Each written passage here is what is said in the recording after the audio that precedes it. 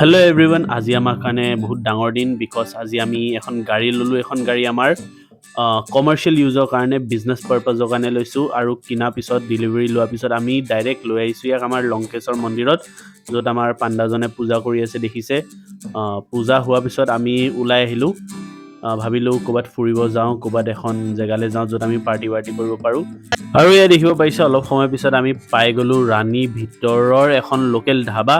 ক'ব গ'লে লোকেল ধাবাতকৈ বেছি এখন ৰেজৰ্ট যেনহে লাগিছিলে, কিন্তু হয় লোকেল ধাবাই দিয়ক, লোকেল বস্তুৱে পায় চব।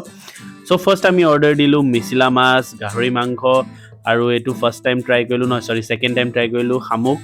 আৰু এয়া দেখিব পাৰিছে কেনেকৈ খাইছোঁ মই। খালোঁ বাট ইমান টেষ্টি নাপালোঁ। তাৰপিছত ভাতে অৰ্ডাৰ দিলোঁ ডাইৰেক্ট, আৰু ভাতৰ লগত আমি কিবা গাহৰি আৰু হাঁহ দিছিলোঁ, ভাল লাগিলে, সেইটো খাই টেষ্টি পালোঁ। তাৰপিছত খাই বৈ আমি অলপ ফূৰ্তি কৰিব গ'লোঁ, তাত পাৰ্কৰ দৰে আছিলে, এয়া দেখিব পাৰিছে, এইটো কৰিছে আমাৰ বা ভিনদৈ। তাৰপিছত ময়ো গৈ ৰছী উঠিলোঁ, দেখিব পাৰিছে।